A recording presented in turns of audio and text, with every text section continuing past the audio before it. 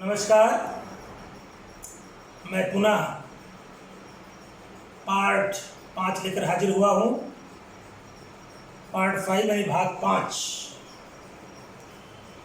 देखिए, हम उधर तुम्हें सारणी के परगुण जितने भी थे उसको हमने बताया 2-3 भाग में। इधर हमने पार्ट 1 में सारणी का परिचय इतिहास दिया, उसके प्रसार यानी मान निकालने तरीका बताया। कुछ एक फोन आया था मेरे पास अंकित मिश्रा का, वो पार्ट 2 दोबारा जानना चाहते हैं। ठीक है, देखेंगे पार्ट 2 के बारे में। पहले कुछ बच्चों को जो लगाना चाहते हैं आगे, तो प्रश्नावली शुरू करना चाह रहे हैं। तो ये सारणिक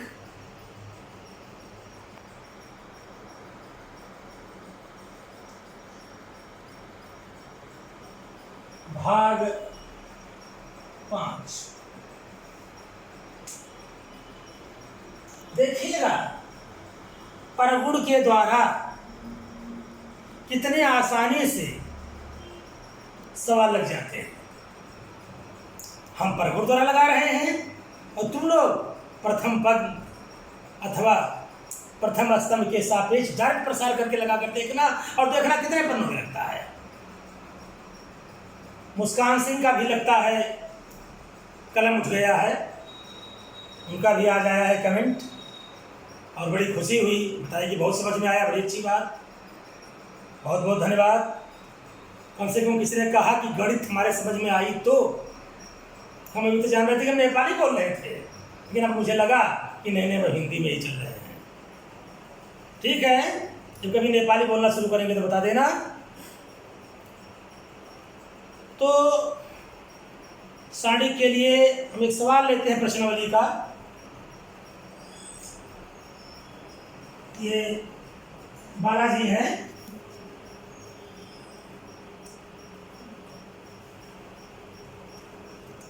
डिटर्मिनेंट।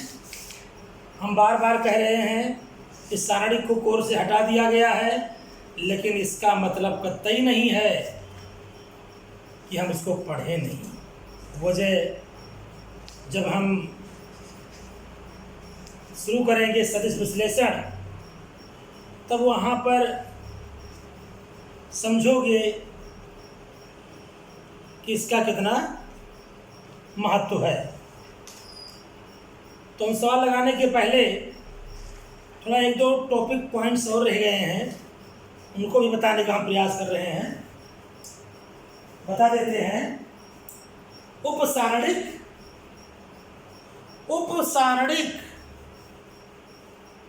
और सहगुणनखंड कैसे होता है? उपसारणिक क्या है? प्रत्येक अवयव, जैसे प्रत्येक विद्यालय में प्रधानाचार्य उप प्रधानाचार्य होते हैं, ऐसे प्रत्येक सारणी के प्रत्येक अवयव के उपसारणिक होता है। कैसे निकालेंगे? किसी भी अवयव का तुम्हें उपसारणिक निकालना है तो उसके पंक्ति और स्तंभ से होते हुए जो अवयव हैं उनको छोड़ दें, और जो बचेगा, अगर द्वितीय कोटि का है तो एक ही बचेगा, और तृतीय कोटि का है तो द्वितीय कोटि की सारणी तुम्हें प्राप्त हो जाएगी। यानी हम उपसारणिक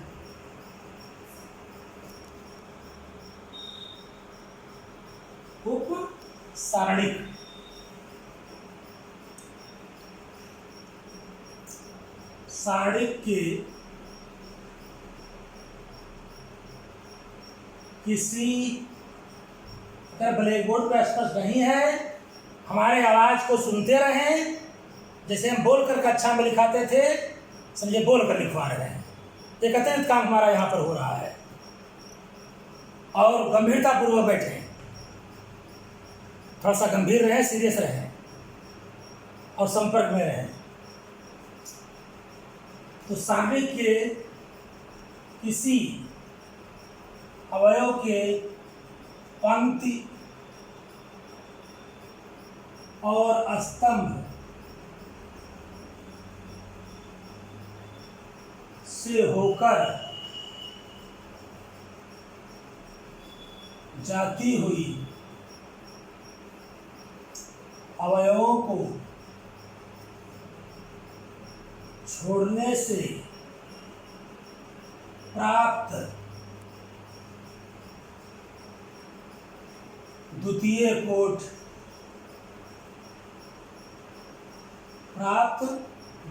कोट की सारणिक उपसारणिक कहलाती है। उपसारणिक कहलाती है। उदाहरण,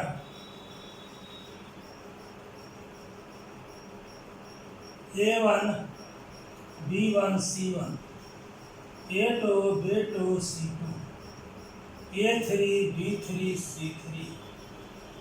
तो A1 का उपसारणिक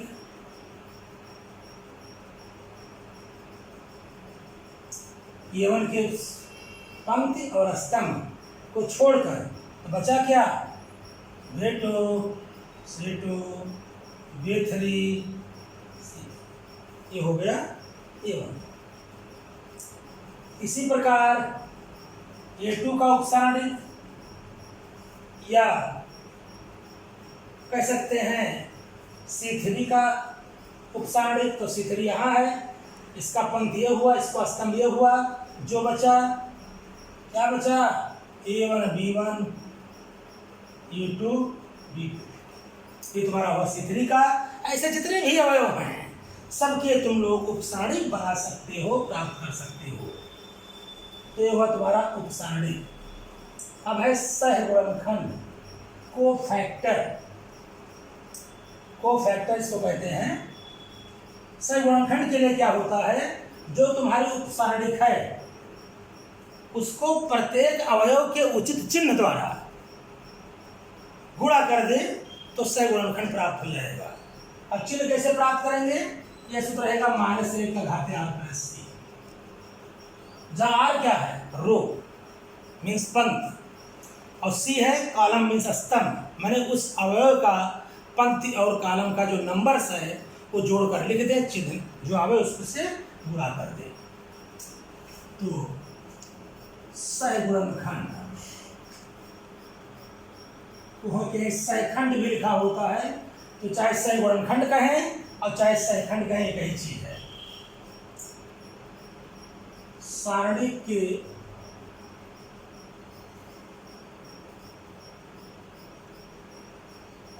प्रत्येक अवयव के उपसारणिक को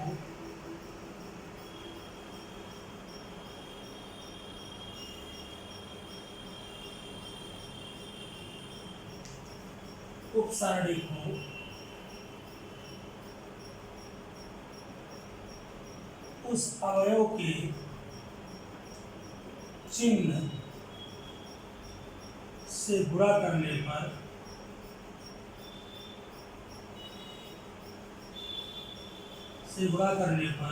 सहगुणनखंड प्राप्त होता है। सहगुणनखंड प्राप्त होता है। यह चिन्ह -1 का घाते r + c द्वारा प्राप्त किया जाएगा। जहां r उस अवयव का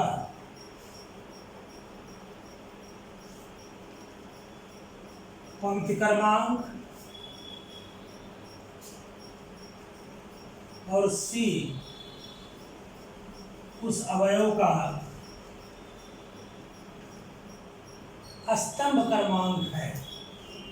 स्तंभ क्रमांक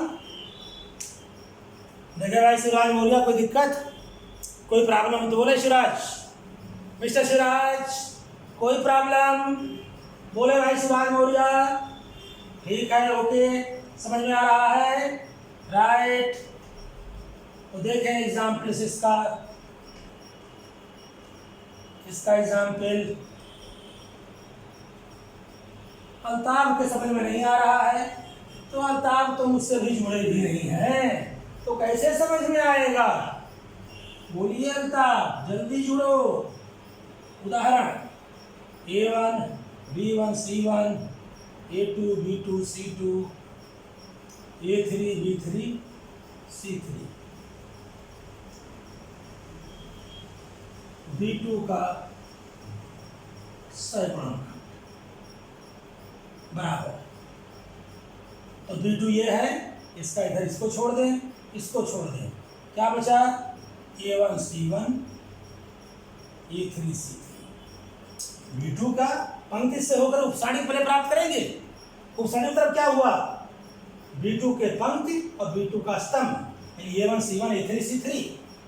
इसको उचित चिन्ह द्वारा -1 का घाते R प्लस C।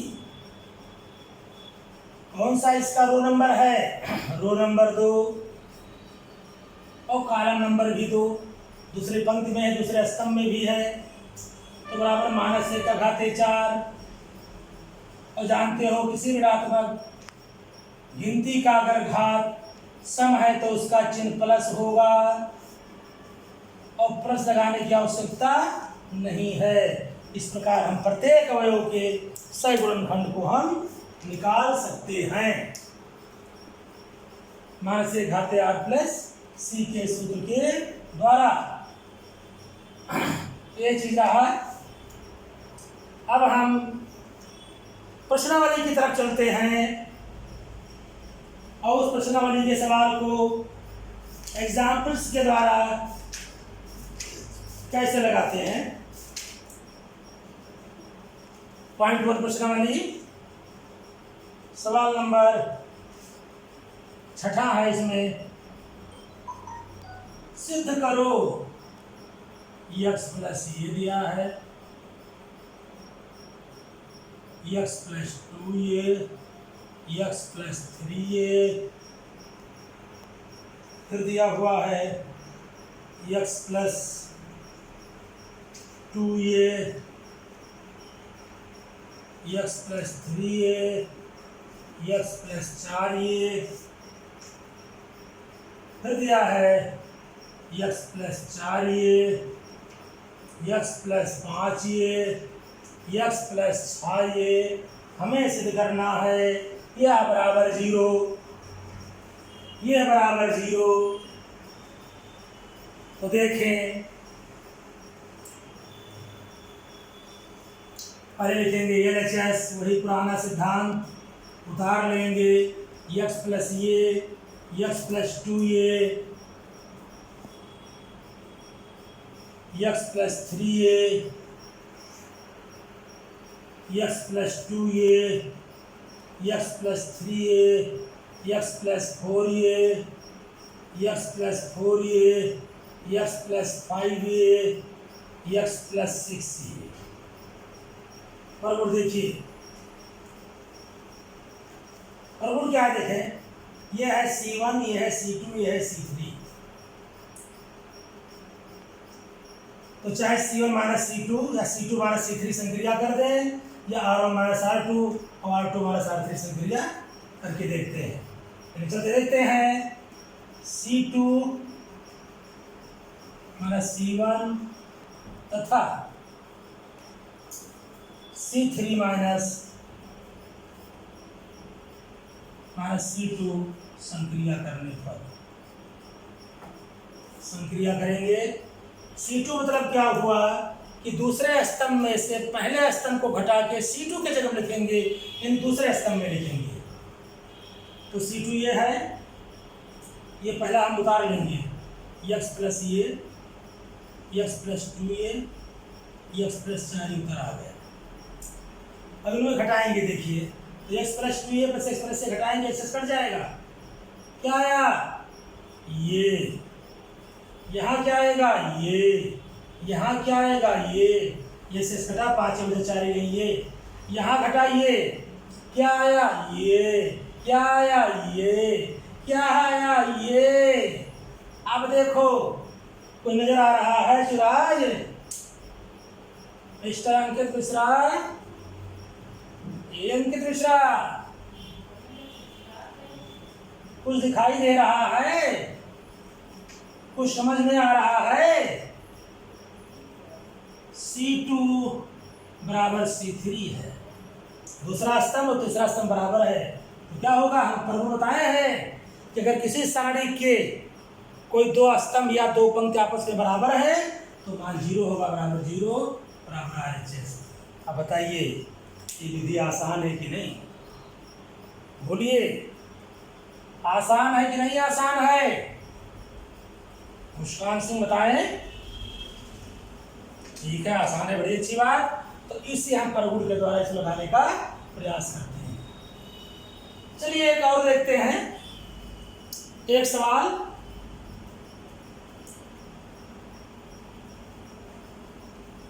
सिद्ध करने वाला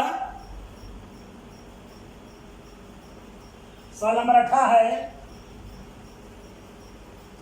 कि सिद्ध करो ये BC, ये square B square C square, ये cube B cube C cube, ये बराबर है ये BC, ये माइनस B माइनस C और C माइनस E। इसमें देखिए, पहले लेंगे LHS, ये BC, ये square B square C square, ये cube B cube C cube. देखें, हम कुछ सहयोग लेते हैं सिद्ध करने वाले से। सिद्ध करने वाले में ABC देखे दिया हुआ है, तो देखो इसमें कॉमन है, C1 में ये कॉमन, C2 में B कॉमन, C3 में C कॉमन, गुणनखंड भी आ गया। तो C1 से ये, इससे B, इससे C बाहर कॉमन ले लिया गया, तो क्या बचा? 1 बचा, ये स्क्वायर बचा, और यहाँ पर 1 बचा, और B बचा, B स्क्वायर बचा। यहाँ पर देखें क्या बचा? अरे 1 बचा और C बचा और C स्क्वायर बचा, ये चीज। अब परगुण ही चल रहा है, परगुण में हमने बताया था कॉमन लेने वाला, याद होगा पार्ट 4 में हमने बताया था। अब देखिए, सारणी को हल करते समय ये ध्यान रखें कि कोई दो स्तंभ या दो पंक्ति जिसके सापेक्ष हम प्रसार करें, अगर वो 0 हो जाए तो बड़ी अच्छी बात है। तो केवल एक का हमको गुणा करना पड़ेगा। तो देखो, अगर यहाँ पर हम C1 माइनस C2 और C2 माइनस C3 संक्रिया कर दें, तो एक में से एक कहीं 0, एक में से एक कहीं 0, 2 0 हो जाएगा और आसानी से हमारा मान प्राप्त हो जाएगा। बच्चों ध्यान दो,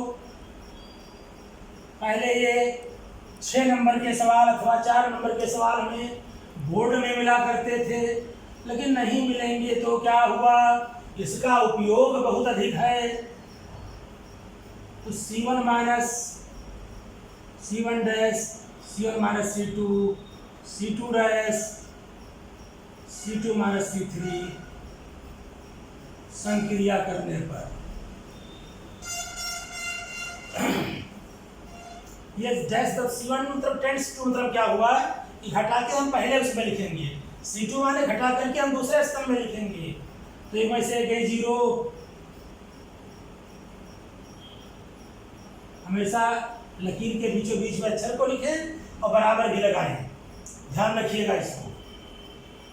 तो ये हुआ 0, ये हुआ ये माइनस B, और ये हुआ ये स्क्वायर माइनस B स्क्वायर, और ये हुआ 0, ये हुआ B माइनस C, और ये हुआ B square minus C square. और संक्रिया 3 नहीं होता है कि तुम C3 माइनस C1 भी कर दो, तो 2 ही बराबर ABC। अब जरा देखो, ये स्क्वायर माइनस B स्क्वायर कक्षा 9 का गुणनखंड है, एक बार प्लस और एक बार माइनस। दूसरे स्तंभ में देखो 0,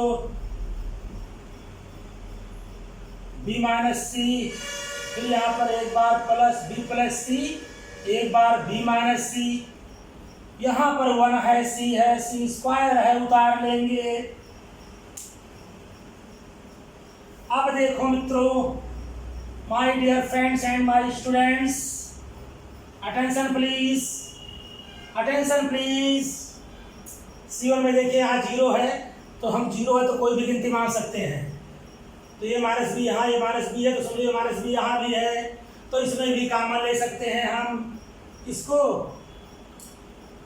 ये बी सी तो लिखा ही जाएगा, यानी C1 में ये माइनस बी और C2 में बी माइनस सी कॉमन लेने पर बचा क्या तुम्हारा 0 1, और यहाँ पर बचा ए प्लस बी भैया, और यहाँ पर देखो 0 ये 1 बचा, और यहाँ पर बी प्लस सी बचा। यहाँ पर देखो मेरे मित्रों 1 सी और सी स्क्वायर बचा। माय बॉयज देख रहे हैं ना। और जरा तुम लोग इसको डायरेक्ट बगैर परगुण के लगा के देखना क्या कमाल दिखाता है, क्या कमाल दिखाता है। ये सवाल लगाने पर ही पता चलेगा।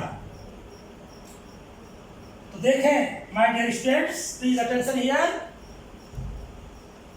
ये बी सी, ये minus B, B minus C, और अब तुम प्रसार कर दो सीधा। किसके सापेक्ष प्रसार करोगे मित्र, किसके सापेक्ष? यस, R1 के सापेक्ष प्रसार करने पर। तो R1 के सापेक्ष प्रसार करेंगे, क्योंकि यहाँ पर 2 0 है ना, तो ये कहीं तुम्हें गुणा करना पड़ेगा, आसानी से मान निकल आएगा। तो R1 के सापेक्ष उसके सापेक्ष प्रसार करेंगे जहां हमें कम गुणा भाग करना पड़े।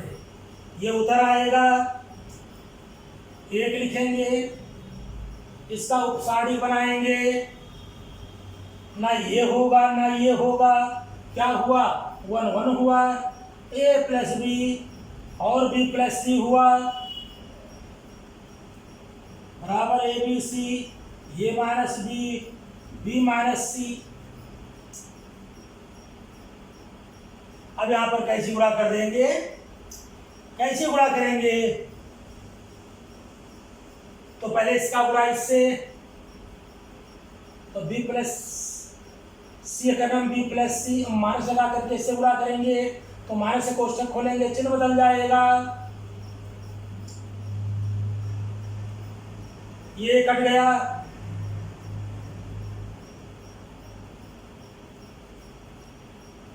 अब बच गया तुम्हारा क्या, A B C, A minus B, B minus C पहले वाला है, 1 से गुणा करेंगे, मान में कोई अंतर नहीं, सी माइनस ए, और यही हमें सिद्ध करना है, RHS प्रूफ। तो इस प्रकार तुम देख सकते हो, तुम लोग डायरेक्ट लगा के देखना क्या होता है, कैसे लगा ले जाते हो। तो इस प्रश्नावली के जितने भी सवाल हैं तुम लोग अपने खाली टाइम में प्रैक्टिस करना, जो नहीं लगेगा शेयर करना, पूछना, हम उसे बताएंगे। इसके बाद में अगले भाग में अब हम चलेंगे, नेक्स्ट टॉपिक पर चलेंगे, सीमा और सततता, जो कक्षा 11 में लॉकडाउन की वजह से रह गया था, और रह गया तो अच्छा हुआ, उसी से शुरू करेंगे। हम डायरेक्ट इसको लेकर जाएंगे अवकलन तक, डिफरेंशिएशन और इंटीग्रेशन तक, क्योंकि वहाँ 144 नंबर का आता है। काशिश रहिए, विशेष रूप से इसको प्रैक्टिस कर लें। फिर मिलते हैं भाग 6 में। धन्यवाद, नमस्कार।